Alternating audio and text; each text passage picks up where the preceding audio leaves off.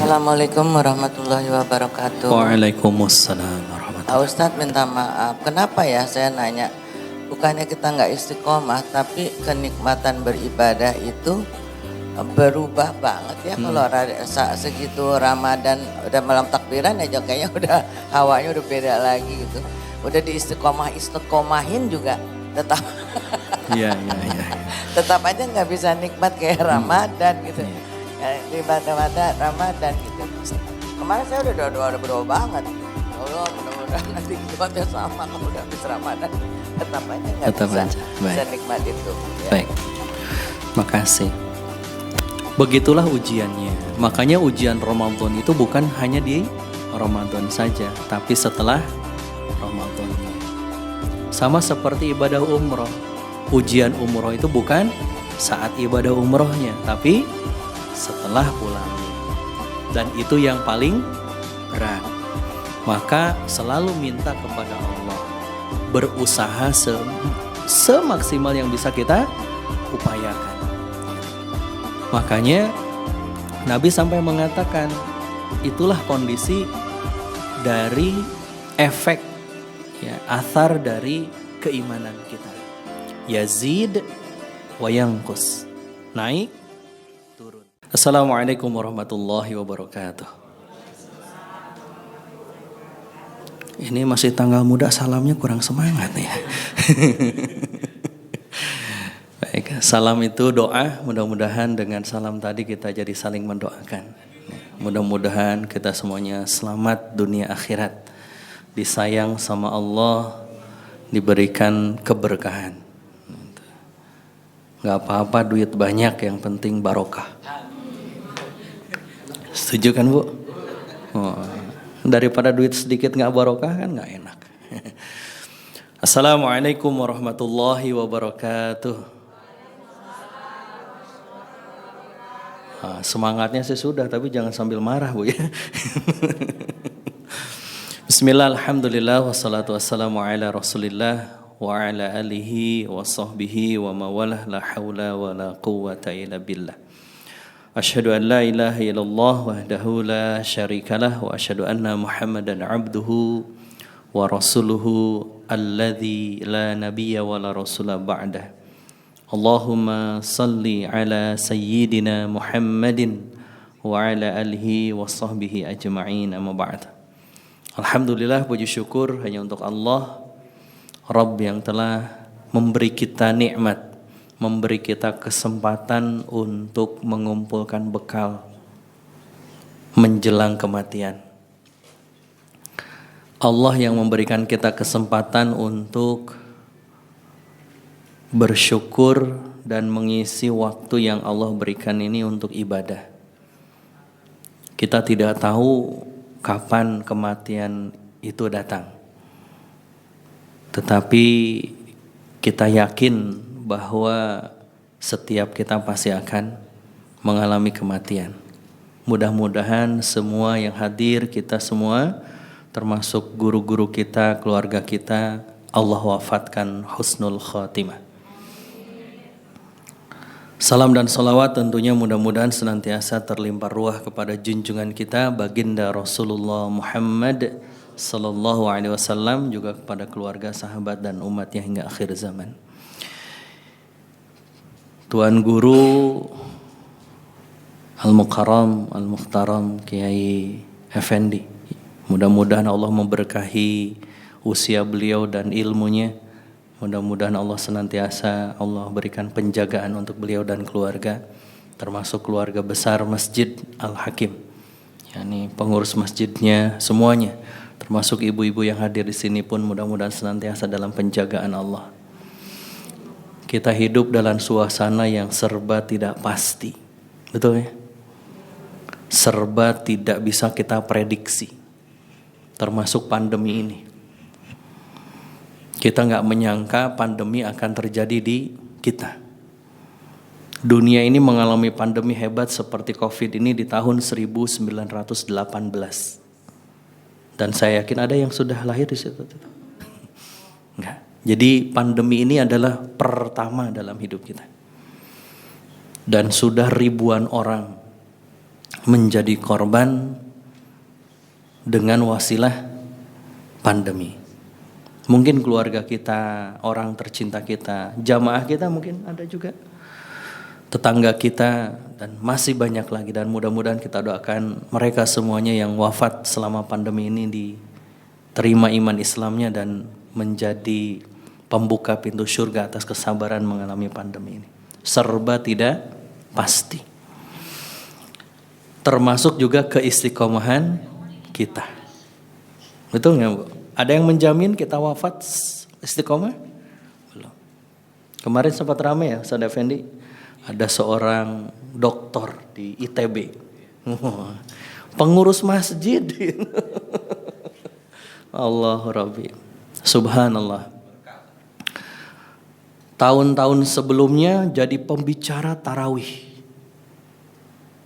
Kemarin murtad. Coba. Artinya apa? Tidak ada jaminan kita wafat lantas membawa iman dan Islam.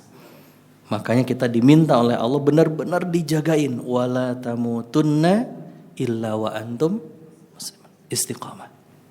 Nah, insyaallah kesempatan yang berbahagia ini kita coba diskusikan, kita coba kaji bagaimana agar kita bisa istiqamah setelah Ramadan. Ramadan bakal datang tahun depan? Pasti. Kitanya yang belum pasti ada. Baik, ibu-ibu jamaah yang dimuliakan oleh Allah, yang online maupun yang offline, mana yang lebih berat, Bu? Kira-kira sholat tahajud atau tetap setiap malam sholat tahajud? Mana yang berat? Yang kiri atau yang kanan? Hah? Melaksanakan sholat tahajud atau tetap terus-menerus setiap malam sholat tahajud? Yang tiap malam sholat tahajud. Setiap kita bisa sholat tahajud, tapi belum tentu tetap terus-menerus. Setiap kita pasti ibu-ibu mengenakan hijab di sini. Mana yang lebih berat? Mengenakan hijab atau tetap berhijab? Apalagi kalau lagi panas. Harudang. Mana yang lebih berat? Mengerjakan sholat duha atau terjaga untuk selalu sholat duha? Terjaga. Mana yang lebih berat? Menunaikan saum sunnah atau selalu saum sunnah? Selalu saum sunnah. Godaan teh loba pisan. Punten ya, banyak banget. Gitu. Membaca Al-Quran atau mendawamkan baca Quran? Kalau kita punya anak berprestasi atau selalu terus-menerus berprestasi, mana yang lebih berat? Selalu. Jadi yang selalu, yang terus-menerus, yang dawam itu lebih berat. Kajian berat nggak datang ke sini? Berat. Tapi setiap Sabtu datang, itu lebih berat lagi. Betul kan? Ayah godaannya. Gitu. Kenapa? Ada halangan, ada ayah gitu kan. Belum lagi siapa sih pembicaranya? Semua jadi pertimbangan. Belum lagi hujan, belum lagi cuaca, belum lagi banyak keondangan. Macam-macam. Hadir itu berat, tapi selalu hadir itu jauh lebih. Itu yang disebut dengan istiqomah. Makanya level tertinggi bagi seorang hamba dalam ibadah itu adalah istiqomahnya. Istiqomahnya. Khusyuk, berat gak khusyuk? Berat. Tapi istiqomah untuk khusyuk, takbirnya bisa aja khusyuk. Allah. Pas waktu bar, ingat apa. Gitu. Yang terjaga itu jauh lebih berat. Gitu. Maka apa itu istiqomah? Istiqomah itu artinya lurus, tegak, tetap. Dari kata istaqama yastaqimu istiqaman. Kalau kata para ulama, istiqomah itu adalah luzumut ta'ah. Tahu luzum? Lazim. Biasa. Terus menerus tetap dalam ketaatan. Itu yang namanya Jadi kalau misalkan kita kadang-kadang berarti belum istiqomah. Kadang semangat, kadang enggak. Kadang duha, kadang enggak. Kadang tahajud, kadang enggak. Nah, itu berarti belum istiqomah. Kadang datang, kadang enggak. Kadang baca Quran, kadang enggak. Nah, berarti belum istiqomah. Dan istiqomah ini seperti saya sampaikan di awal tadi, enggak mudah. Enggak mudah, berat. Maka jamaah yang dimuliakan oleh Allah, Nabi SAW bersabda, ahabbul a'mal, amal yang paling dicintai ilallahi ta'ala, di sisi Allah Ta'ala itu bukan yang paling banyak, tapi yang istiqomah. Walaupun sedikit. Gimana kalau banyak istiqomah? Lebih bagus. Infak misalkan 10 juta setahun sekali. Lebih baik 100.000 setiap hari. Kan nilainya tetap lebih gede kan gitu. Jadi yang Allah nilai itu yang istiqomah. Meskipun wa in qalla, walaupun sedikit. Maksudnya awalilah dari sedikit istiqomah. Maka Imam Hasan Al-Basri mengatakan, wahai kaum muslimin, rutinlah dalam beramal. Apa? Rutin. Meskipun sedikit. Rutinlah sholat duha meskipun 2, 4. Ini mau 12 seminggu sekali Ustaz. Ya yang lebih bagus ya 12, 8 minimal gitu kan, setiap hari. Kalaupun enggak, minimal rutinkan dulu. Baca Quran juga begitu. Bukan 2 juz sehari, 5 juz sehari. Seminggu libur gitu kan. Enggak. Lebih baik setiap hari meskipun hanya 2 lembar, 3 lembar. Karena yang Allah cinta itu adalah yang adwamuha, didawamkan. Kita sering kan mendengar kata dawam, mendawamkan sholawat, mendawamkan baca Quran. Itu artinya terus menerus kita lakukan. Ini adik-adik kita di belakang nih yang latihan karate akan terlatih, akan menjadi ahli kalau istiqomah.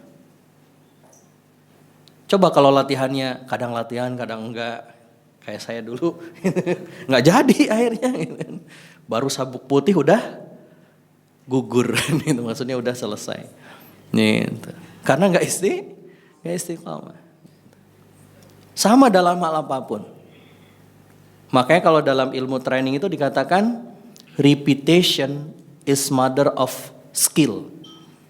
Jadi pengulangan yang terus menerus itulah ibu dari pengetahuan, keahlian, kemampuan sesuatu. Ibu-ibu masak akan menjadi ahli kalau terus dilakukan. Saya juga terus GoFood, GrabFood, gitu kan. Apalagi sekarang Shopee Food, semuanya pakai handphone Ustaz. Gitu ya. Istiqomah juga, istiqomah pesan makan. Nah, Al Hasan Al Basri mengatakan, ingatlah, Allah tidaklah menjadikan akhir dari seseorang beramal selain kematiannya.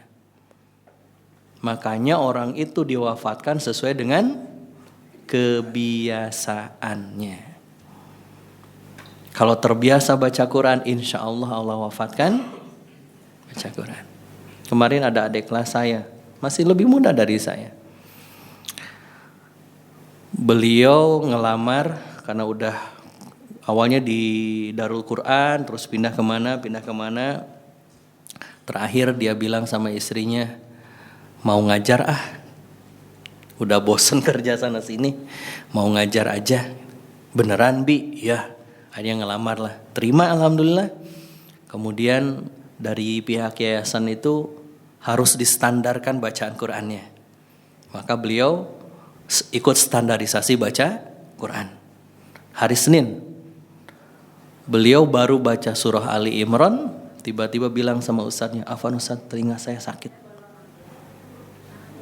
Duduk, setelah itu ustadznya curiga, jangan-jangan kesurupan. Iya kan? Kalau kesurupan kan dibacain Quran suka telinganya sakit, terus muntah, apalagi gitu kan. Ini tambah muntah lagi, ini sudah hakul yakin. Jangan-jangan ini kesurupan. Setelah ngobrol, enggak Ustaz, tiba-tiba pingsan. Pingsan, dibawa ke klinik, pas dicek tensi darahnya 270. Kebayang ya? 3 tahun usianya di bawah saya, 4 tahun di bawah saya, tensi darahnya 270. Langsung masuk UGD, ternyata ada pembengkakan di batang otaknya. Coba. Sampai kemudian maghrib, tidak sadarkan diri, jam 8.30 wafat. Apa amalan terakhir beliau? Surah Ali Imran itu. Saya sambil pegang tangannya gitu, lihat wajahnya. Antum bersyukur Allah wafatkan amalan terakhir antum ayat-ayat Allah. Kita belum tentu. Maka istiqomahnya kita, selain kita akan diwafatkan dalam kebiasaan-kebiasaan kita itu, pun akan dicatat ketika kita berhalangan tidak melakukan. Itulah hebatnya orang yang istiqomah. Maksudnya apa Kang Asep? Jadi gini, Nabi SAW mengatakan, "Idza maridal abdu," jika seorang hamba itu sakit, au safara, atau dia sedang safar, kutiba lahu, maka dicatat bagi dia mithlu ma kana ya'malu muqiman sahihan. Jadi orang itu akan dicatat seperti amalan dia saat sedang mukim dan saat sedang sehat. Nah pertanyaannya, kita sedang mukim gak lagi safar, kita sedang sehat gak lagi sakit, ngapain? Kata Nabi, kalau kita lagi mukim, maksudnya gak kemana-mana, kita lagi sehat, dawam sholat duha, dawam baca Quran, tiba-tiba sakit gak bisa baca Quran, maka Allah tetap mencatat selama sakit itu kita membaca Quran. Kita safar nih keluar kota, kita mendawamkan ba'diyah zuhur, kita mendawamkan kemudian sholat rawatib, tapi karena kita safar, kita jamak sholatnya, sehingga tidak ada ba'diyah misalkan. Kita tidak bisa melakukan ba'diyah karena di jamak, karena sedang safar itu. Dan sebelum safar kita di mukimnya itu, di rumah kita itu terbiasa ba'diyah, maka meskipun kita sedang menjamak sholat itu sedang safar, Allah tetap mencatat kita sholat rawatib. Coba, indah gak Bu? Cuma kuncinya istiqomah dulu. Kalau gak istiqomah ya gak dicatat. Karena yang dicatat itu yang istiqomah. Sampai di sini bisa difahami? Siap istiqomah? Hadir selalu kajiannya? Insya Allah.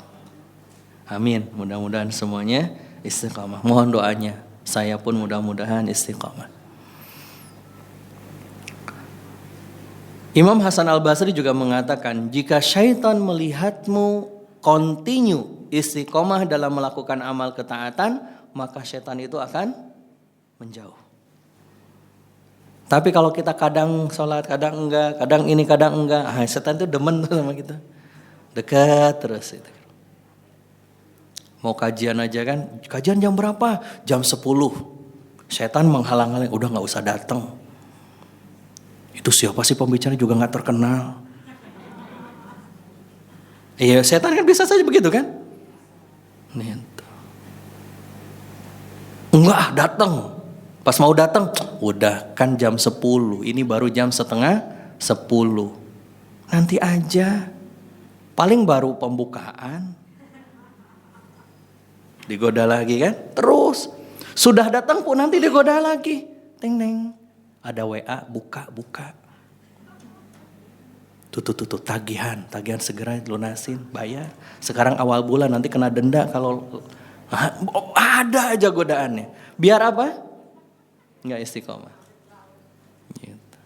Begitulah setan. Bukan nggak boleh pegang handphone, Bu, boleh. Silakan. Gitu. Maka seorang sahabat bertanya kepada Nabi SAW, ya Rasulullah, wahai Rasulullah, qul li fil Islam, katakanlah atau ajarkanlah kepadaku di dalam Islam qaulan, sebuah nasihat. La as'alu anhu ahadan ba'daka, yang aku tidak akan menanyakan lagi kepada selain engkau. Ajarkan, berapa banyak nasihatnya? Qaulan, satu aja perkataan, nasihat. Maka kata Nabi, qul amantu billah, katakan engkau beriman kepada Allah, fastaqim, lalu istiqamah. Nah, setelah Ramadan usai kemarin, itu ujian terberatnya. Bukan di Ramadannya sebenarnya. Coba Allah Subhanahu wa ta'ala mengingatkan kita dalam sebuah firman-Nya dalam surah An-Nahl. Allah berfirman, wala takunu, janganlah kalian kallati naqadat ghazlaha mim ba'di quwwatin angkatha. Janganlah kamu seperti perempuan yang mengurai benangnya yang sudah dia pintal dengan kuat, menjadi cerai berai kembali. Itu siapa tuh? Kita, Bu. Yang sudah memintai kuat benang-benang itu di bulan Ramadan. Betul kan? Setelah bulan Ramadan meretel, merotol. Kalau bahasa Jawa apa? Oh, apa? Brudut. Betul nggak, Bu? Yo, coba kita cek. Di bulan Ramadan rajin baca Quran? Dikejar 1 hari 1 juz? Sekarang? Oh. Nah, itu namanya. Di bulan Ramadan kita bangun sebelum subuh, sahur jam 3, kadang sholat lagi kan? Sekarang? Alhamdulillah. Di bulan Ramadan apalagi kita peka dengan waktu, betul kan? Waktu-waktu ibadah itu dijagain. Hanya di Ramadan azan aja ditungguin. Maghrib maksudnya. Betul kan? Coba bulan-bulan sekarang ditungguin enggak? Enggak, ingat aja enggak. Udah azan. Itu namanya protol. Kalau bahasa Sunda ngaburudul. Kenapa kita sudah susah payah memintal di bulan Ramadan? Setelah Ramadan kan beres berarti ujung Ramadan. Setelah selesai diulur lagi. Itu perempuan kayak apa, Bu? Sudah dipintal, udah jadi, setelah selesai diulur lagi. Apa tuh? Nggak ada kerjaan kan gitu. Seolah-olah akhirnya amalan dia, perbuatan dia nggak dia hargai. Makanya ketika kita Ramadan, target dari Ramadan itu adalah la'allakum tattaqun. La'alla nih kalau kajian Ustadz Effendi nanti lebih dalam lagi. Dikaji dari sisi balaghahnya dan sebagainya. La'alla itu kalau dihubungkan dengan disandarkan kepada manusia maknanya apa. Kalau disandarkan kepada Al-Khaliq maknanya apa nanti sama guru kita. La'alla itu kan tujuan kita. Agar kita menjadi hamba-hamba yang bertakwa. Dijaga tuh ketakwaan kita di Ramadan. Lepas Ramadan pudar lagi. Kayak ibu-ibu udah pakai make up gitu kan. Pas mau berangkat, urai lagi. Mudah-mudahan kita tidak seperti itu. Berat gak? Berat. Kalau gak berat, ya balasannya kipas angin. Iya kan? Kayak Agustusan gitu kan. Maka gimana nih biar kita istiqomah? Dan itu menjadi harapan kita semuanya, harapan saya, harapan ibu-ibu, jamaah sekalian. Apa yang harus kita usahakan? Karena istiqomah itu harus diusahakan, harus diperjuangkan, harus diikhtiarkan. Yang pertama, biar kita istiqomah setelah Ramadan, istiqomah itu berbanding lurus dengan keyakinan kita. Semakin kita yakin, insya Allah semakin istiqamah. Kenapa para sahabat Nabi dulu begitu luar biasa keistiqomahannya? Karena keimanannya pun begitu luar biasa. Coba, keimanan kita Bu, kalau mau diukur, kalah Bu sama keyakinan kita terhadap rice cooker. Iya, betul kan? Allah punya janji, sebagaimana rice cooker juga punya janji. Apa janjinya rice cooker? Mampu mengubah beras menjadi nasi dalam waktu 30 menit bahkan kurang tergantung merek dan harga. Pertanyaannya, ada gak ibu-ibu yang meragukan rice cooker? Ragu-ragu gitu kan, jadi beras gak ya? Gak ada kan? Semua kita yakin banget kalau beras yang sudah dicuci dimasukkan ke dalam mesin rice cooker, lalu kemudian dikasih air, diukur 1 ruas jari, ditutup, colokin ke listrik, jangan lupa ditekan. Setelah itu ditinggalin. Kenapa ditinggalin? Nanti juga jadi nasi. Yakin begitu luar biasa kita. Tapi belum tentu sama janji Allah seyakin itu. Belum tentu sama surganya Allah seyakin itu. Belum tentu sama keutamaan amal kita seyakin itu. Ustaz, baca Quran tuh ya Allah Ustaz, ngantuk Ustaz. Ini baru 1 halaman udah sepet mata itu. Betul kan? Tapi giliran telenovela, giliran sinetron, film 2 jam kuat kita. Giliran konser musik, berita itu yang lagi cerai itu ya berlama-lama itu di sidang itu ditongkrongin kita. Iya itu istri itu kayaknya ini bohong deh ya. Diikutin gitu kan. Tapi giliran mau ngikutin baca Quran, baru 1 halaman tuh udah sepet mata itu. Mau tahajud, bangun jam 3, habis itu matiin alarm, tidur lagi. Keyakinan loh. Semakin kita yakin akan balasan dari Allah, maka akan semakin istiqomah kita memperjuangkan, mengusahakan melakukannya. Coba, ibu-ibu duduk di sini. Kenapa emang duduk di sini? Ikut kajian. Karena siapa? Yakin. Emang balasannya apa kalau ibu-ibu duduk di sini? Oh, pahala. Pahalanya seperti apa? Nggak tahu. Kan kata Nabi, maka problem umat Islam di Indonesia khususnya hari ini bukan how, tapi why. Kenapa anak-anak kita nggak sholat? Bukan nggak tahu cara sholat, tapi nggak ngerti kenapa saya harus sholat. Ada tuh anak muda hari ini yang pertanyaannya memang kalau menurut ibu-ibu mungkin kok bisanya? Coba Bu, kira-kira ibu akan respon apa kalau ada anak muda seusia 15, 17, nanyanya begini, emang kalau rajin sholat cicilan bisa lunas? Itulah pertanyaan anak muda hari ini. Saya aja kaget gitu kan. Itu real gitu.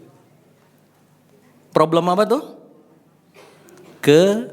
Keyakinan. Ini ada di sini para suami yang kerja? Ada? Ada yang kerja? Suami yang kerja mana? Yang ngantor. Nggak ada. Oh, bisnis atau kenapa para suami atau ibu-ibu ngantor? Berangkat pagi, pulang petang, bahkan mungkin malam. Kenapa semangat mereka kerja? Karena keyakinan. Tanggal 24 gajian. 25. Coba kalau perusahaannya bilang bulan ini mungkin nggak gajian. Kira-kira semangat nggak? Enggak. Tapi karena kita yakin setiap tanggal 25 gajian, kita semangat kerja. Masa sama janji Allah kita nggak seyakin itu gitu. Kata Nabi, man salaka tariqan yatlubu fihi ilman salakallahu bihi tariqan min turuqil jannah. Dalam riwayat yang sahalallah, barang siapa yang berjalan di jalan menuntut ilmu, Allah akan perjalankan dia di jalan menuju surga. Gak cukup amin, seriusnya. Gimana akan menjadi jalan ke surga kalau pengajian gak serius?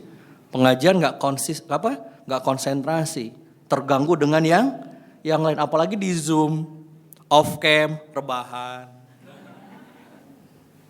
Ujiannya kan kalau online kan, ini ustadznya juga sama, nanti stres itu kan. Ini jamaah kemana? Offline, off cam KB, gitu. Hanya MC-nya yang on cam gitu kan. Saya juga pernah ngalamin gitu.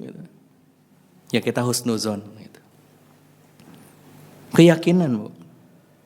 Maka keyakinan itulah yang akan membuat seseorang itu bisa melakukan sesuatu dengan istiqomah. Makanya pesannya jaddu bil iman, perbaiki terus iman kita. Semakin kuat, semakin yakin sama Allah, semakin dia bersemangat melakukan sesuatu.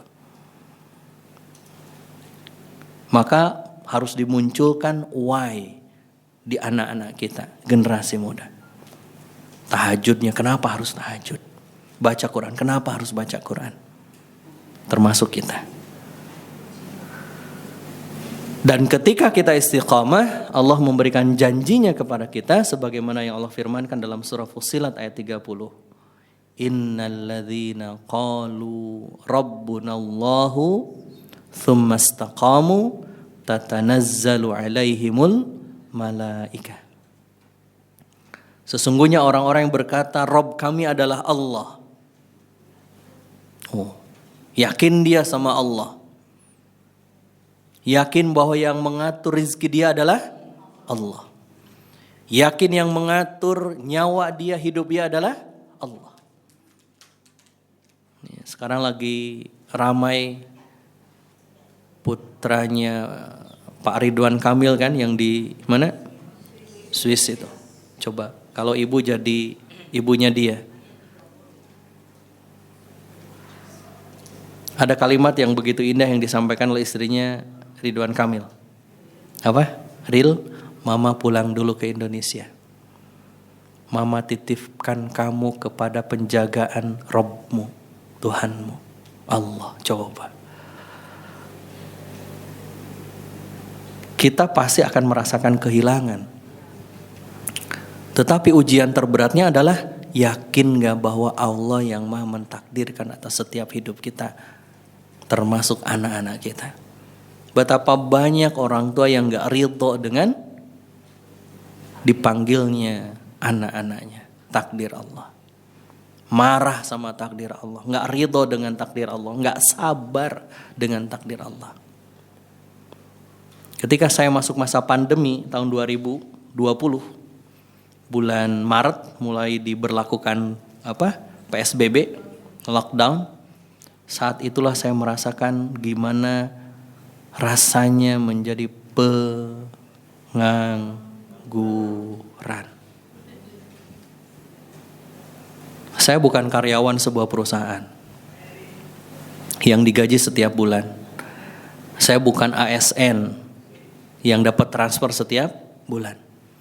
Saya kalau dalam teori keuangan disebut dengan self-employee. Karyawan diri sendiri.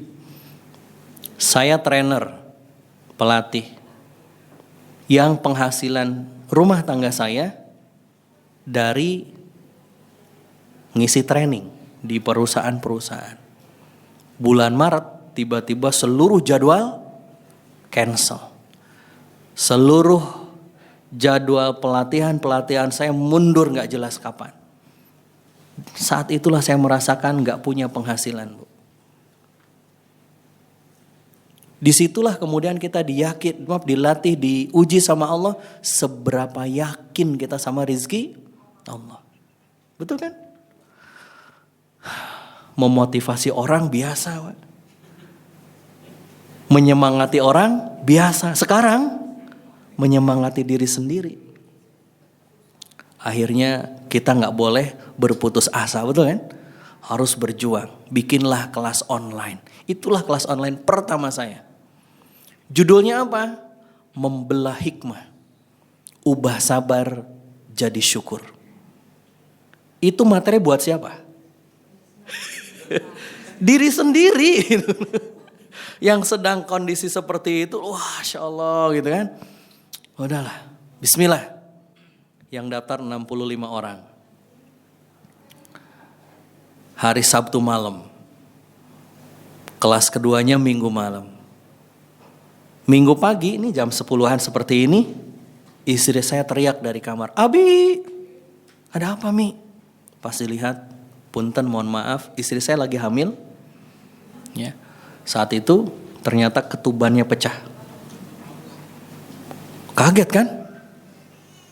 Itu kasur itu penuh dengan air ketuban. Akhirnya saya bawa langsung ke klinik terdekat. Kata Bu Bidan, Pak mohon maaf harus dirujuk ke rumah sakit. Kenapa Bu? Air ketubannya sudah mau habis. Gak bisa diproses di sini. Gak bisa Pak. Kenapa? Karena bayinya juga sungsang. Padahal minggu sebelumnya, hari minggu yang kemarin, minggu sebelumnya kita periksa, kita USG kondisi badannya, kondisi kepala si bayi sudah di bawah. Kalau bahasa Sunda sudah merenah. Coba. Kenapa saya bilang nggak bisa di sini? Kenapa saya tanya itu kepada bidan? Bu, nggak bisa di sini? Iya, betul. Yang saya bayangin apa? Kalau ke rumah sakit beda kan biayanya. Ya udah, demi istri kita bawa ke rumah sakit. Kata istri pesannya, Bi jangan rumah sakit umum. Kenapa? Lagi pandemi.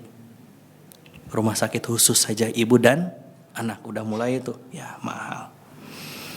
Betul kan? Betul kan? Lebih mahal kan? Udahlah akhirnya ke rumah sakit ibu dan anak. Dibawa ke sana, cek swab ini swab itu. Saat itu 1.200.000 Bu.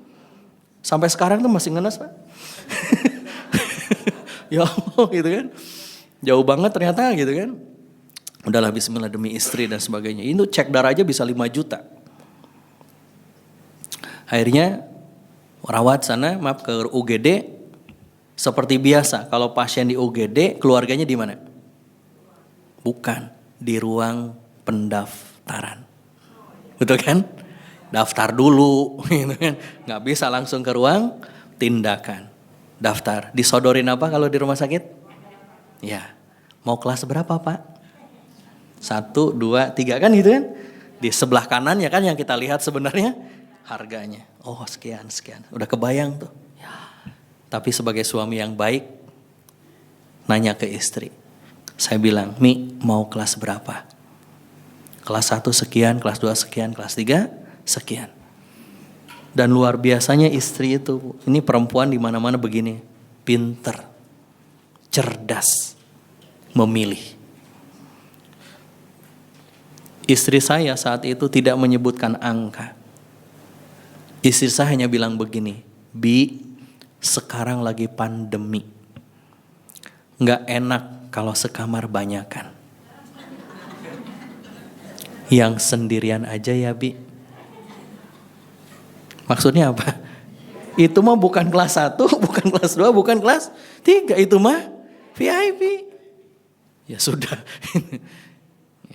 Kerasa Bu? Kerasa. Kerasanya saat apa? Saat bayar. Saat gesek. Ya Allah. Di saat sedang tidak punya penghasilan. Tapi kan kita diuji tuh, yakin gak sama Allah? Ada ternyata rezekinya gitu loh. Tiba-tiba aja, Ustaz Asep, ini training bulan lalu, alhamdulillah cukup. Yang bulan sebelumnya gitu kan baru di transfer. Terus saya bilang, gak apa-apa Bi. Mungkin Allah mampukan kita menabung agar bisa dipakai hari ini. Istrinya tenang aja karena pakai duit saya kan gitu. Kan keimanan itu Bu. Tidak sedikit di antara kita yang gak ridho, gak terima dengan takdir Allah. Apapun bentuknya. Maka gak mungkin kita istiqomah kalau keyakinan kita lemah. Maka agar kita istiqomah, perkuat keyakinan kita sama Allah. Udahlah kita mah terserah Allah gitu lah. Allah yang menciptakan dunia dan permainan dunia ini kan. Allah yang menciptakan aturannya juga kan. Ya suka-sukanya Allah lah. Kita ngikut aja. Gak mungkin takdirnya Allah itu menyengsarakan kita, menzolimi kita kan. Betul gak? Selalu ada hikmah di balik semua kesedihan. Maka sejak saat itu kalau ada sesuatu lebih tenang. Kenapa? Pandemi kedua, gelombang kedua, anak saya yang harus menjalani operasi. Anak saya yang pertama usia SMP kelas 1. Operasi apa? Operasi katarak. Anak kecil udah katarak? Iya. Jadi anak saya itu katarak terdeteksi sejak SD. Pas mau operasi, pas waktu itu beliaunya belum siap, ditunda. Masuk SMP kelas 1. Pas mau operasi masuk pandemi. Kelas 2. Kelas 3 akhir baru kemudian operasi. Itu juga sama Pak. Kita gak pernah ngerti bagaimana rencana Allah. Tapi yakinlah di balik rencana Allah selalu ada hikmah. Ini anak saya itu kalau baca Quran Bu, gini. Pakai senter. Sekarang alhamdulillah sudah normal. Cuma kayak robot itu, lensanya lensa tanam. Keyakinan. Yang kedua, istiqomah itu berbanding lurus dengan keikhlasan. Semakin kita ikhlas, insya Allah semakin istiqomah. Jadi kalau hari ini ada orang yang gak istiqomah, kemungkinannya kurang yakin atau kurang ikhlas. Misalkan pakai hijab, hijrah. Bulan berikutnya buka lagi. Bisa jadi kurang yakin atau kurang ikhlas. Berarti jangan-jangan ketika pertama kali dia hijrah dan dia pakai hijab, jangan-jangan niatnya bukan karena Allah. Beberapa bulan kemudian dilepas. Karena orang yang ikhlas berarti dia hanya akan memperhatikan siapa? Allah. Nggak akan memperhatikan pujian manusia, nggak akan memperhatikan cibiran manusia, enggak dia. Pokoknya Allah, Allah, Allah. Tidak akan terbang dengan pujian dan tidak akan tersungkur dengan cacian. Coba kita sedekah. Orang-orang yang gak suka, orang-orang munafik itu selalu akan mencibir orang yang sedekah. Itu yang terjadi ketika para sahabat dulu membawa hartanya ke hadapan Nabi SAW ketika perang Tabuk misalnya. Ketika perang Tabuk, tahu Tabuk Bu? Bukan Tapok, Tabuk. Tabuk itu jaraknya dari Madinah sekitar 675 km. Berapa? 675 km. Jauhan mana dengan ke Mekah? Jauhan Tabuk. Ke Mekah itu hanya 420 sekian kilometer. Jadi Mekah Madinah itu 400-an, Madinah Tabuk 600 sekian. Jakarta mana 670? Madiun lah ya, Madiun. Jakarta Madiun kurang lebih. Dan Nabi menyampaikan ini perjalanannya berat. Ya, perjalanannya berat, jauh di tengah musim panas.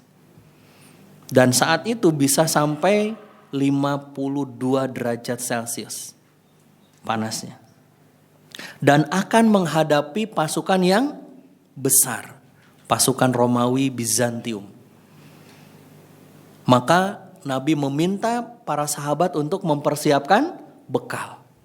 Jadi kalau dulu mau berjihad itu bukan membiayain sendiri. Kalau nggak punya bekal nggak boleh ikut perang. Kenapa? Ya nanti malah merepotkan.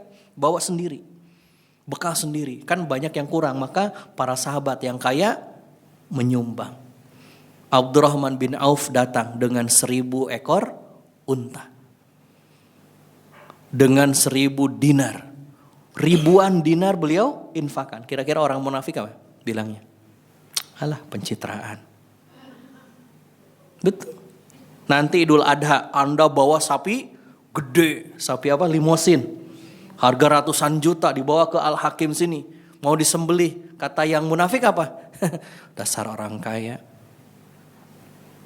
Pamer. Kenapa harus pakai limosin? Kan sapi biasa juga bisa. Bisa berapa puluh sapi. Betul gak? Orang munafik.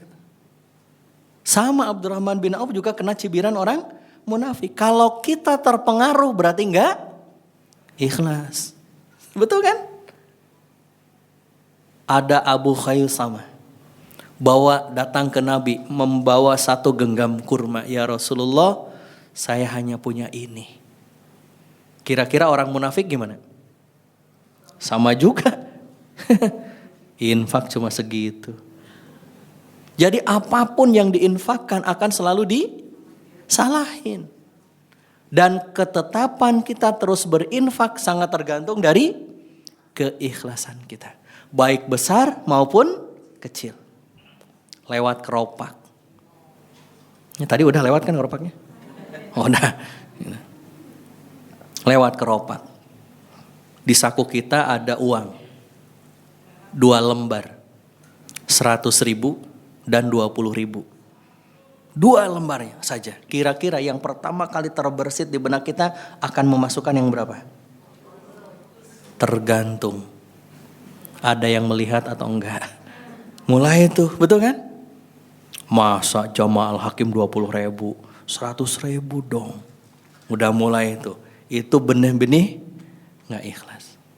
Yang 100.000 juga sama. Yang 20.000 juga sama. Semua itu bisa kena debu-debu ketidakikhlasan.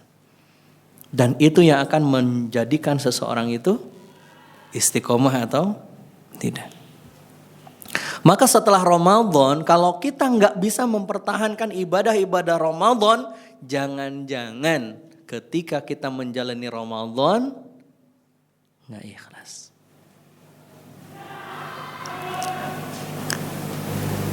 Ibnu Rajab pernah mengatakan, balasan amal kebaikan itu adalah amalan kebaikan selanjutnya.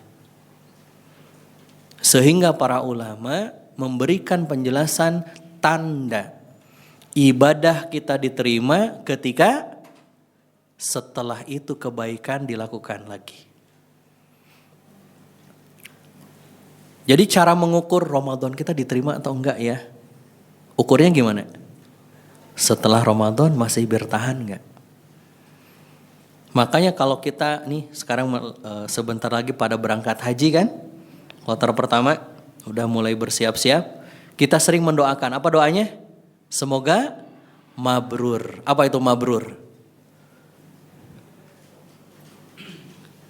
Loh katanya sering doain. Semoga mabrur ya, mabruroh ya. Apa itu mabrur? Jadi kita doain apa sama mereka?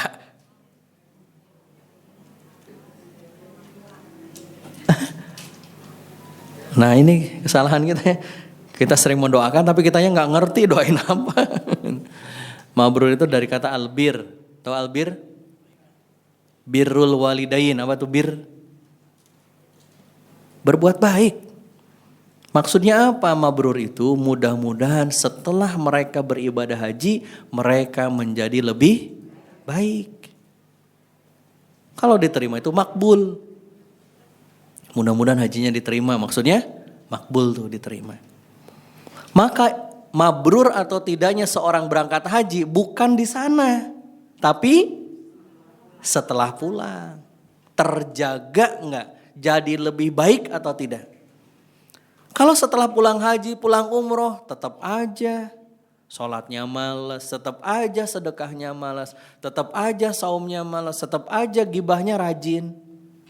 Terjadwal lagi, istiqomah, gibah. Gibah pagi, gibah siang, gibah malam. Belanja sayur sambil gibah. Iya kan? Terjaga gibahnya, berarti tanda-tandanya nggak mabrur. Bukan di sana, di sini. Makanya seorang murid pernah bertanya kepada sang guru, wahai imam, seperti apa sholat yang khusyuk? Seperti apa sholat yang khusyuk? Kata sang imam, sholat yang khusyuk itu nampak dari mulai dia salam sampai dia takbiratul ihram. Hah? Betul. Kata sang imam, begitulah wahai anakku. Sang murid juga bertanya meresponnya begitu. Kebalik kali imam. Sholat itu kan dari salam sampai takbiratul ihram. Kata sang imam enggak. Khusyuknya sholatmu itu nampak dari takbiratul ihram sholatmu, dari salam sholatmu sampai takbiratul ihram sholat berikutnya. Kenapa? Inna sholata tanha anil fahsyai wal munkar. Kalau habis sholat masih tetap fahisyahnya dilakukan, kemaksiatannya dilakukan, kemungkarannya dilakukan, berarti tanda sholatnya enggak khusyuk. Ramadan juga begitu. Barang siapa melaksanakan kebaikan lalu dia melanjutkan dengan kebaikan lainnya, maka itu tanda kebaikan pertamanya diterima oleh Allah Subhanahu wa taala. Makanya Nabi menganjurkan setelah Ramadan lanjutkan dengan 6 hari bulan Syawal. Dan itu berat kalau enggak ikhlas. Ada kajian. Datang enggak? Datang dong. Ikhlas enggak? Mudah-mudahan ikhlas. Tapi belum tentu. Kenapa datang? Kenapa datang kajian? Malu masa pengurus enggak datang? Malu dekat rumah ini. Masa enggak datang? Malu kenapa? Diajakin terus, masa enggak datang? Yang ketiga, hal yang bisa membuat kita terjaga keistiqomahan kita ketika kita bisa bersabar. Maka hanya orang yang sabar yang mampu bertahan. Makanya kunci kesuksesan itu 3. 1, sabar. 2, sabar. 3, sabar. Siapapun dia, pebisnis yang sukses adalah bisnis yang sabar. Pengusaha yang hebat adalah pengusaha yang sabar. Istri yang hebat adalah istri yang sabar. Apakah perlu bisa masak? Enggak perlu. Apakah perlu bisa mijit? Enggak perlu. Apakah perlu bisa nyuci? Enggak perlu. Tapi dia sabar ketika suami minta masak. Dia sabar ketika suami minta pijit.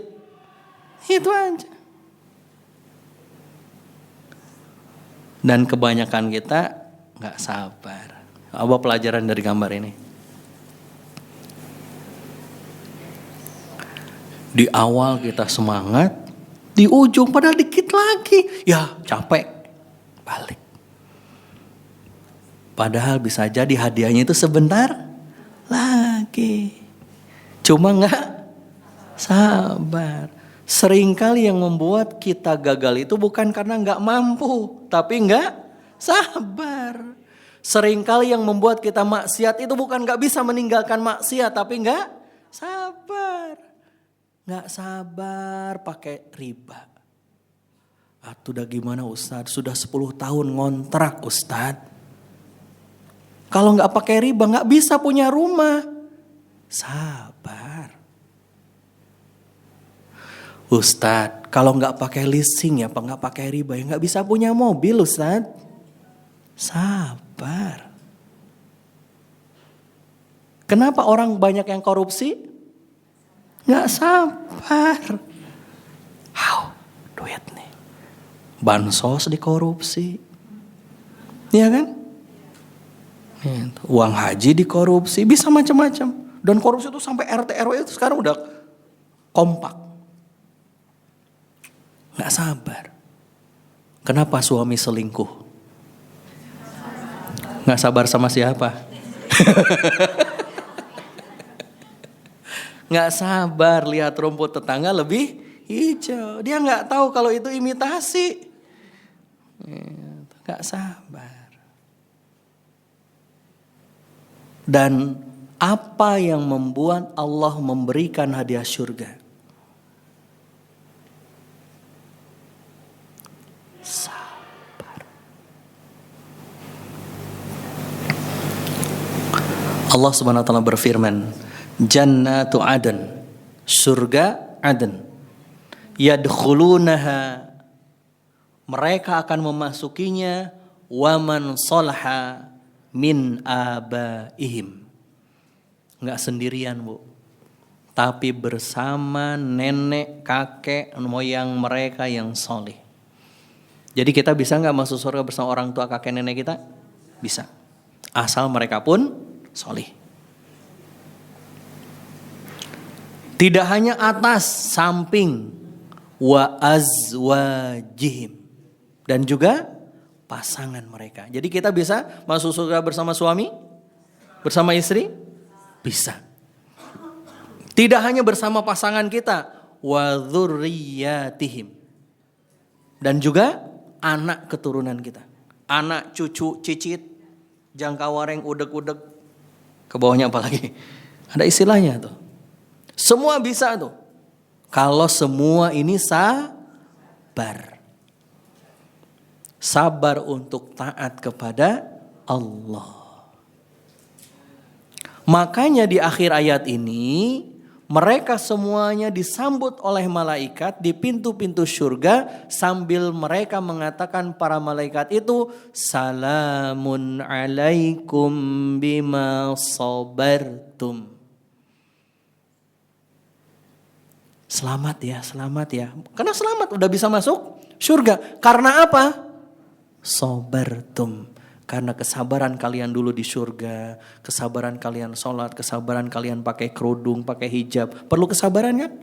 Sabar, panas lah, gerah, harudang, araratu. Sabar ikut pengajian, ini pantat udah gatel gitu kan. Untung aja ber-AC. Coba kalau gak ber-AC, lewat kita. Sabar. Sabar mendidik anak kita. Sabar bangun tengah malam. Sabar mengeluarkan uang di dompet kita untuk infak. Itu perlu kesabaran. Sabar berpuasa kita menahan lapar dan haus sampai azan maghrib. Sabar taat sama suami perlu kesabaran? Perlu. Coba suami kita pelit itu musibah atau berkah? Oh musibah. Sabarlah. Pak, kalau istri Bapak itu cerewet musibah atau berkah, Pak? Oh musibah juga. Sama aja atau kalau begitu ternyata kan itu. Kan perlu kesabaran, betul kan? Dan keluarga yang sabar adalah mereka yang akan dikumpulkan nanti di surga. Kadang ada suaminya sabar, istrinya gak sabar. Seperti keluarga Nabi Nuh. Suaminya sabar, istrinya gak sabar, anaknya gak sabar, gak mau taat sama Allah. Istrinya sabar, suaminya gak sabar, Fir'aun. Betul kan? Istrinya nggak sabar, suaminya nggak sabar, Abu Lahab. Betul kan? Enggak Ustadz, kita mau pingin suaminya sabar, istrinya sabar, Ibrahim. Anaknya sabar, Ibrahim. Betul nggak? Coba ibu-ibu kira-kira mirip keluarga mana? Abu Lahab, Fir'aun, Nabi Nuh, atau Ibrahim? Amin. Ya kan, sabar. Sabar diuji sama Allah. Ibrahim itu bertahun-tahun gak punya anak. Minta sama Allah belum dikasih. Rabbi habli minas solihin. Bertahun-tahun. Diberi anak, disuruh untuk bukan dibuang ya, dititipkan di Mekah. Coba Anda istri bawa bayi, ditinggalin di tengah tandus Mekah. Sabar gak? Mama sekarang harus ke Penajam. Sendirian ke sana. Kira-kira Anda bilang apa? Papa tega ya sama mama. Papa mikir dong. Kan kita begitu. Tapi apa yang disampaikan oleh istrinya Ibrahim saat dari Palestina dibawa ke Mekah itu? Apakah ini perintah Tuhanmu? Jadi selalu ke Allah. Kalau perintah Allah, sabar. Maka ketika kita diminta sama Allah, jaga hartamu dari harta yang haram, sabar. Jaga keluargamu, sabar. Kita itu gak sabaran sih. Seakan-akan seolah-olah kalau gak mendapatkan itu rusak, hancur hidup kita. Belum tentu. Dan urusan harta haram itu sekarang, Allahu Akbar. Di mana-mana. Suap menyuap, coba betul kan? Tilang polisi, Pak bantu dong Pak. Yang berdosa siapa? Dua-duanya, tiga-tiganya. Sama yang menyaksikan. Mau melamar kerja, ada uang, pelicinnya. Mau tender biar lolos, ada uang pelicinnya. Semuanya ada. Mau masuk sekolah aja perlu uang pelicinnya, ada aja. Nah itu harus hati-hati. Sabar. Yang keempat. Ya. Punten. Surah Ar-Ra'd ayat 23 sampai 24. Ar-Ra'd itu surah ke-13. Ya. Makasih Bu. Sama-sama. Nanti kalau perlu slide-nya nanti saya kirim ke panitia biar nanti disebar. Kenapa Bu? Boleh. Siap. Biar beliau printkan. Filenya aja. Baik, makasih. Baik. Yang keempat. Selain sabar, apalagi kira-kira yang bisa membuat kita istiqomah? Yakin sudah, ikhlas sudah, sabar sudah, apalagi? Syukur. Ya betul. Itu temannya dari sabar itu syukur. Ya, yang membuat kita bisa istiqomah itu adalah lingkungan.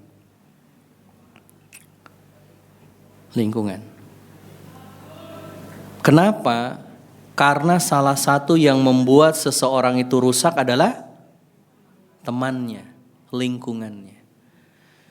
Jadi jangan salahkan anak-anak kita kalau anak-anak kita gak rajin sholat. Jangan-jangan lingkungannya membentuk seperti itu. Maka tugas kita menciptakan lingkungan yang baik buat mereka. Memilih teman yang baik buat mereka. Ustadz, anak saya itu loh Ustadz main HP aja.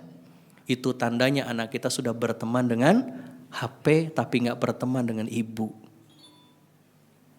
Maka tugas kita lebih berat. Kenapa? Karena kita harus berteman dengan mereka. Saya sama Bu, anak saya baru 4. Kenapa? Emang gak boleh lebih? Gak apa-apa. Ya saya mah diterima aja gitu.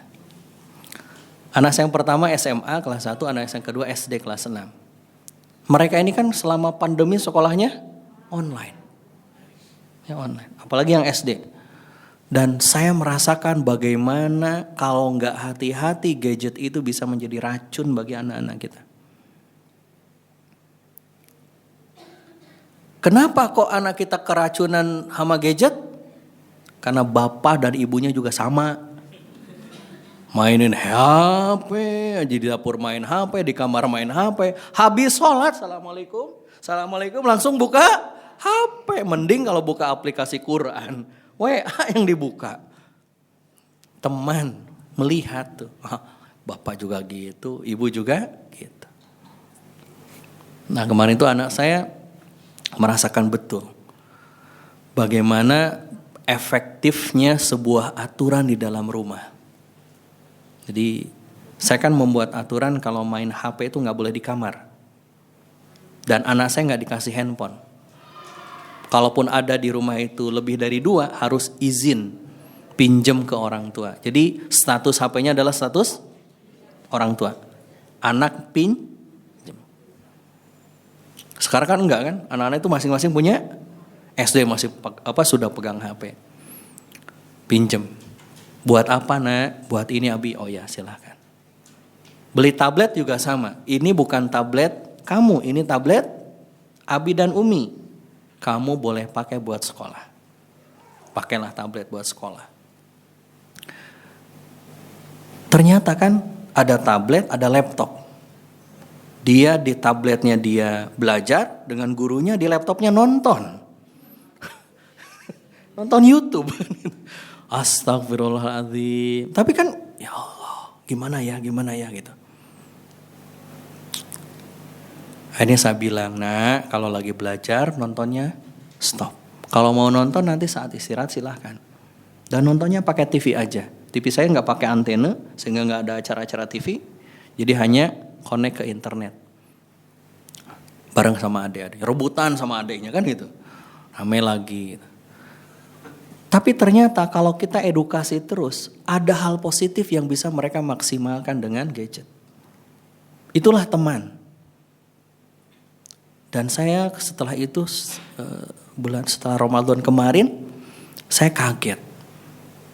Dengan salah satu video yang ternyata dia punya channel YouTube. Jadi anak saya yang 6 SD itu punya channel YouTube. Subscribernya itu sekitar 23.000. Viewernya satu video itu bisa 300.000. Saya bilang, bapak kamu aja kalah. Gimana caranya kamu bisa kok video kamu bisa ditonton ratusan ribu orang? Kata anak saya, jadi gini Bi. Jadi kalau bikin video harus pas dengan yang lagi viral. Oke, terus cara bikin hashtagnya juga harus pas Bi. Jadi saya diajari sama anak saya Pak. Ternyata dari mana? Dia itu banyak berteman ya dengan orang-orang yang di dunia sosial media itu bikin konten maksudnya. Jadi gini Bi kalau bikin video, diajarin saya Pak. Pakai handphone gitu kan. Kamu itu. Jadi iya, teteh kemarin install aplikasi ini Bi gitu kan. Oh gitu. Maka harus hati-hati siapa temannya. Bukan teknologinya, karena teknologi itu udah pasti. Pasti itu berkembang. Yang harus diperhatikan adalah temannya siapa. Dan itu yang susah dikendalikan. Nah sama kita juga begitu. Makanya kata Nabi, al-mar'u ala dini khalilihi. Jadi seseorang itu akan mencocoki itu apa ya? Sesuai dengan agama khalilnya. Siapa teman dekatnya? Maka bertemanlah dengan orang-orang solih. Insya Allah akan terbawa solih. Kenapa kalau kita lagi i'tikaf, kita sholat tahajudnya lengkap? Lingkungan. Coba kalau di rumah sendirian, 2 rakaat aja ya, witirnya 1 cukup. Yang penting witir, Ustaz. Kan begitu. Lingkungan itu menciptakan itu sama. Kenapa kalau kita ke Singapura, kita nggak akan berani buang sampah sembarangan? Lingkungan. Tapi orang Singapura datang ke Indonesia, sembarangan juga. Karena lingkungan. Karena lingkungan. Anak saya yang ketiga itu yang TK itu kan begitu. Kalau ada di mobil gitu kan, dari mobil itu kan ada yang suka lempar apa gitu kan, sampah. Anak saya langsung protes, Abi kan nggak boleh ya buang sampah sembarangan. Oh bagus nah. Ini anak Abi. Tapi kalau misalkan nilainya jelek, anak Umi Nimi, selalu dilimpahkan kepada pasangan kita.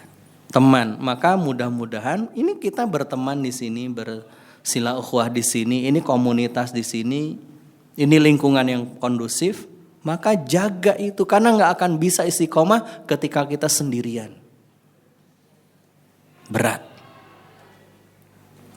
Merasa sendirian itu bahaya. Hati-hati. Maka Rasulullah aja selalu istrinya ngajak, ponakannya, temannya, terus para sahabat yang lain. Biar apa? Kuat. Sama ini juga begitu.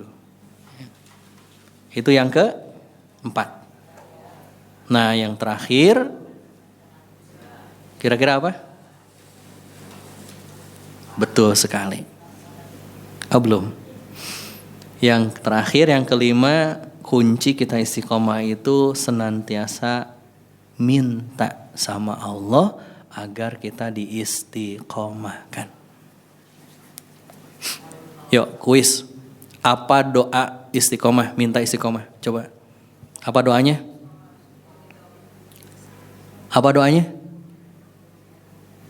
Ya Allah, istiqomahkan hamba.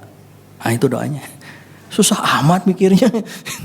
Emang gak boleh doa pakai bahasa Indonesia? Boleh. Banyak doanya. Allahumma rzuqna istiqamah. Gitu. Ada lagi. Rabbana atina. La tuzigh qulubana ba'da idh. Nah itu. Ya muqallibal, terus, itu doa. Dalam bahasa yang lain, dalam hadisnya, Allahumma musarrifal qulub, sarrif qulubana. Minta sama Allah. Jangan sampai setiap hari kita hanya minta rizki aja. Betul kan? Mudah rizki aja, ya Allah saya masih punya hutang, ya Allah. Hutang aja minta dilunasin. Istiqomah juga minta sama Allah. Gitu. Kalau nggak bisa, bahasa Indonesia bisa. Bahasa Sunda mangga, bahasa Padang sok. Bebas. Yang penting minta sama Allah.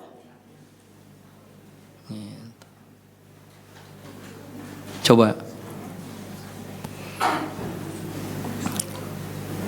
Doa ya muqallibal qulub sering dibaca? Sering. Habis sholat baca. Rabbana la tuzigh qulubana, silahkan baca. Termasuk setiap hari kita minta sama Allah, cuma kita gak sadar. Coba. Sehari semalam kita minta dimudahkan rezeki, berapa kali mintanya sama Allah? Keluarga sakinah berapa kali sehari? Tapi minta istiqomah berapa kali sehari?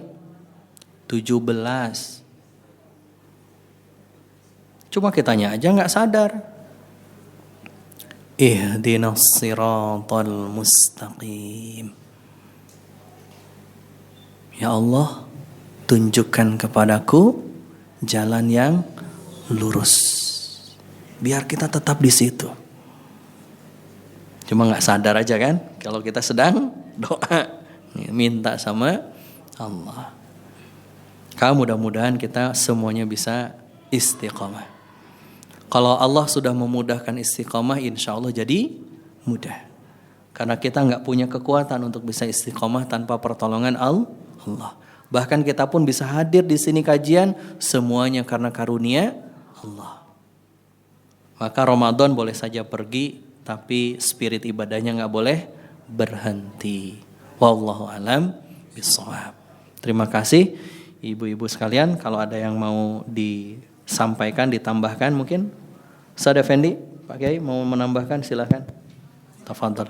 Bagi jemaah sekalian yang ingin bertanya, dipersilakan untuk yang pertama untuk 3 pertanyaan dulu. Silakan.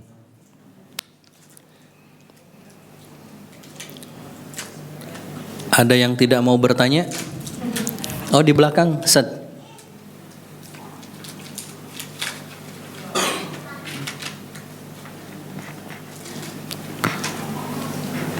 Assalamualaikum warahmatullahi wabarakatuh. Waalaikumsalam warahmatullahi. Ustadz minta maaf, kenapa ya saya nanya, bukannya kita nggak istiqomah, tapi kenikmatan beribadah itu berubah banget ya kalau segitu Ramadan udah malam takbiran aja kayaknya udah hawanya udah beda lagi gitu.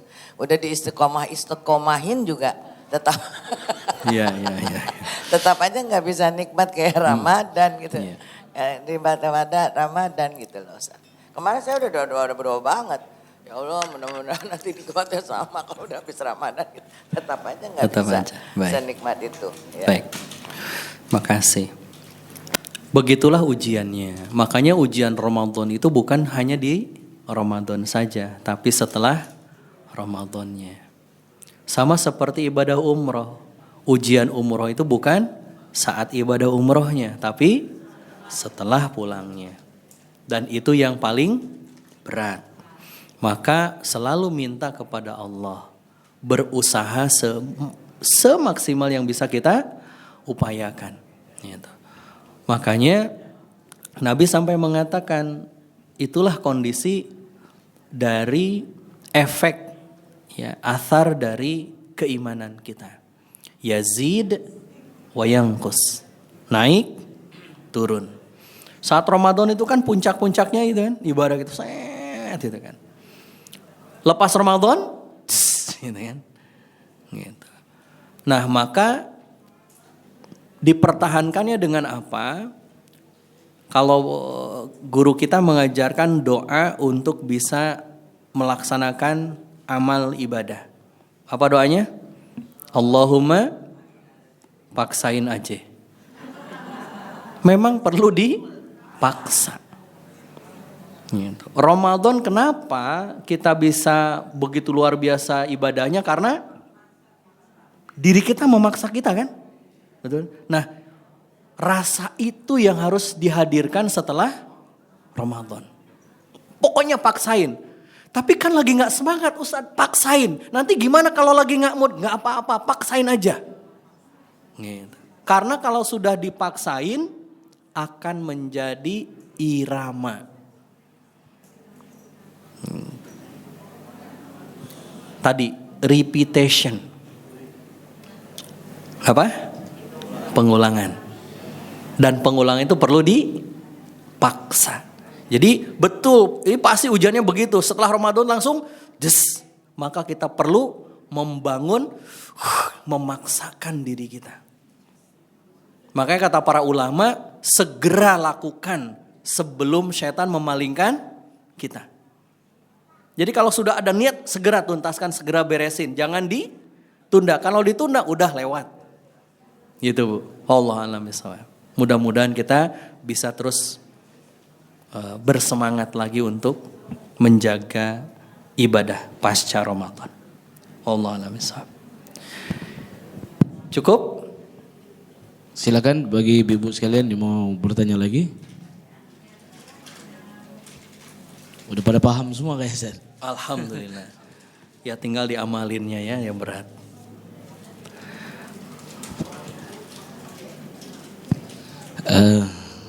Sudah gak ada pertanyaan lagi.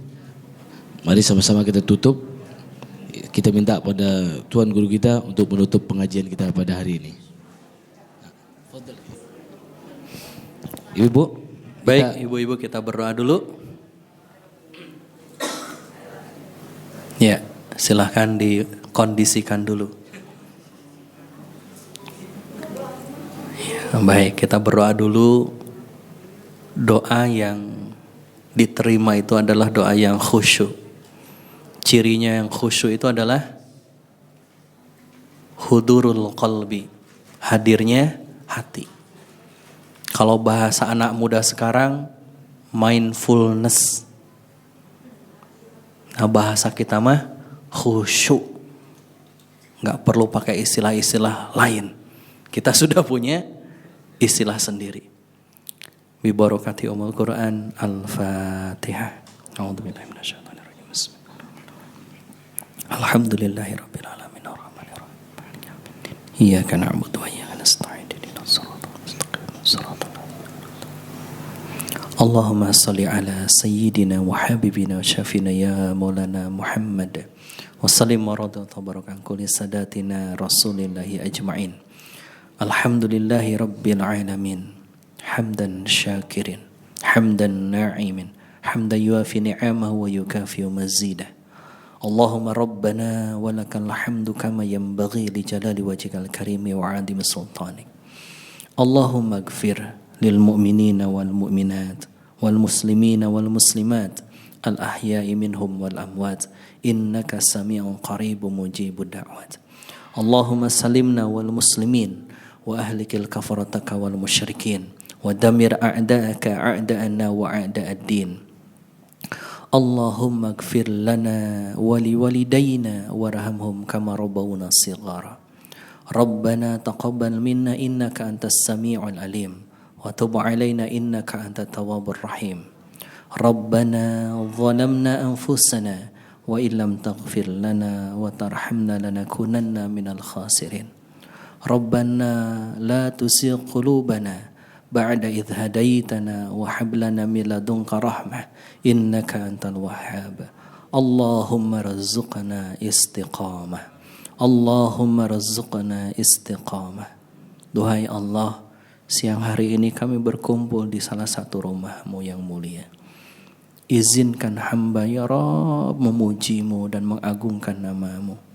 Duhai Allah yang Maha Rahman, Maha Rahim, sayangi kami ya Allah.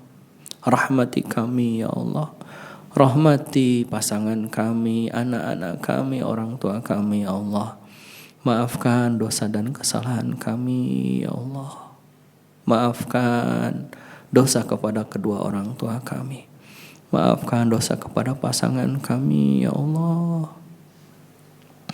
Maafkan dosa kepada anak-anak kami ya Allah. Jagalah anak-anak kami ya Allah. Jadikan mereka para penghafal Quran ya Allah. Jadikan mereka anak-anak yang solih dan solihah. Jadikan mereka ya Rabb sebagai jalan pembuka pintu surga untuk kami ya Rabb. Maafkan kami belum bisa membimbing mereka dengan agama-Mu ya Rabb. Kami belum bisa menjaga mereka, mengajarkan mereka tentang agama-Mu ya Rabb. Ya Allah, istiqomahkan kami dalam ketaatan. Istiqomahkan kami dalam ibadah. Istiqomahkan kami dalam iman dan Islam. Wafatkan kami husnul khatimah ya Rabb. Wafatkan kami sedang membaca Quran ya Allah. Wafatkan kami sedang sholat ya Allah. Wafatkan kami sedang berjuang di jalan agama-Mu ya Rabb. Dan jangan Kau wafatkan kami sedang maksiat ya Rabb. Rabbana taqabbal minna innaka antas samiul alim wa tub 'alaina innaka antat tawwabur rahim. Ya Allah, terimalah ibadah-ibadah kami ya Allah. Terimalah bacaan Quran kami ya Allah. Terimalah sedekah wakaf kami, zakat kami ya Allah. Terimalah segala pengabdian kami yang masih sebentar ya Allah, masih sedikit, masih tidak seberapa ya Rabb.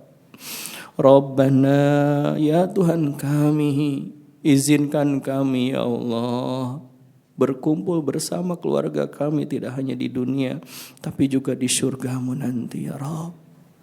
Izinkan kami berjumpa dengan Nabi kami, junjungan kami Kangjeng Nabi Muhammad sallallahu alaihi wasallam.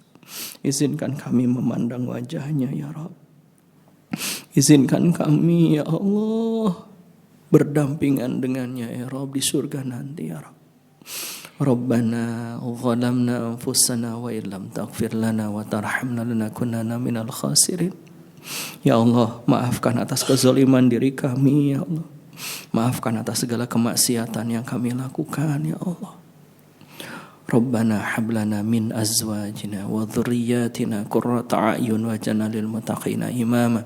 Rabbana atina fid dunya hasanah وفي الآخرة حسنة وقنا عذاب النار سبحانك ربك رب العزة عما يصفون وسلام على المرسلين والحمد لله رب العالمين. Wa'afu minkum. Assalamualaikum warahmatullahi wabarakatuh.